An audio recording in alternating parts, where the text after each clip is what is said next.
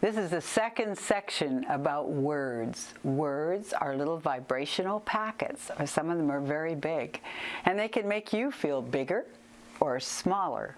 And we use our words kind of haplessly a lot of the time and don't realize that words slide up a continuum from lower frequency to higher frequency, to dimming or brightening or controlling or releasing. And that's why I decided we were going to talk about words. Now this is part 2, so we'll start off with identity. One of the greatest games that I have found effective working with people is sit yourself down with a pen and a paper and list all the attributes your identity is known for.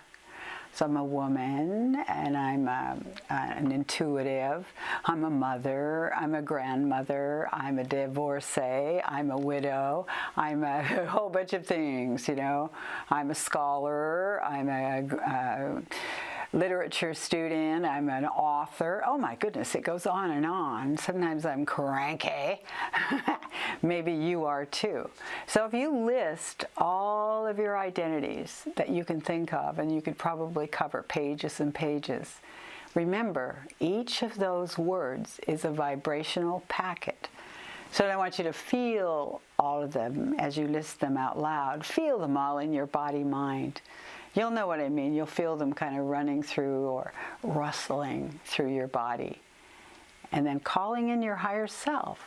Ask for help as you command total release of those now.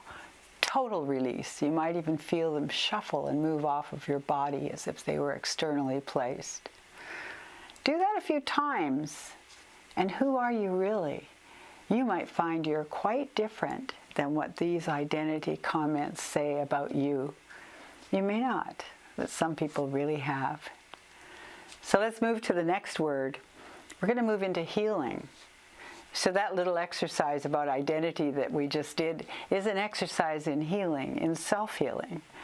What does healing mean? It helps free you to become, I love that word become, to become true to your real self and able to run all of the internal systems to fix things that have gotten imbalanced or have gone wrong.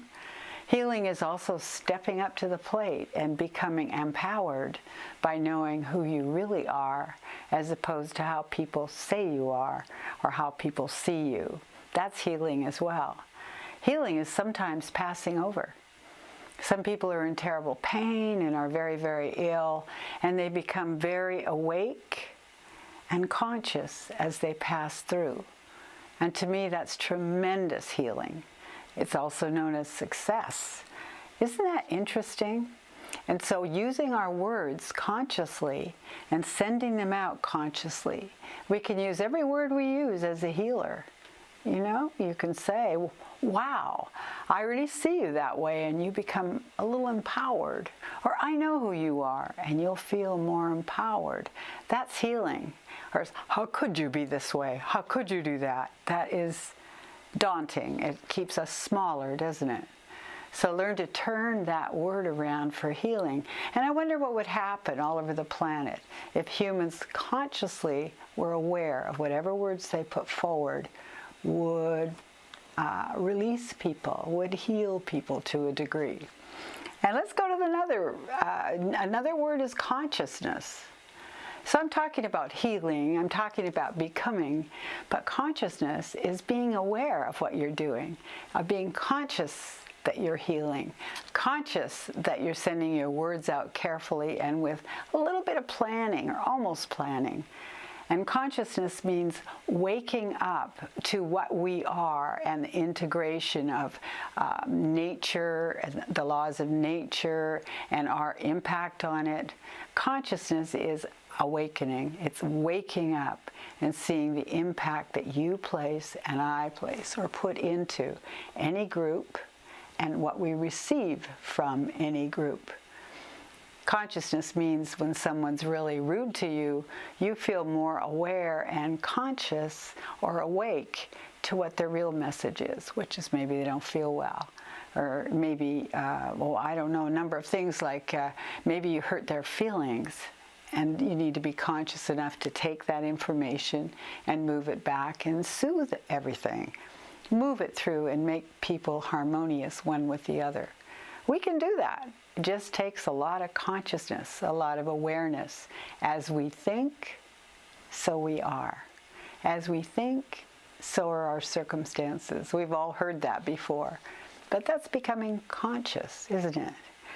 The final one I want to talk about today is love. And I always say, I want to know what love is. That's a famous song. A lot of people know that song.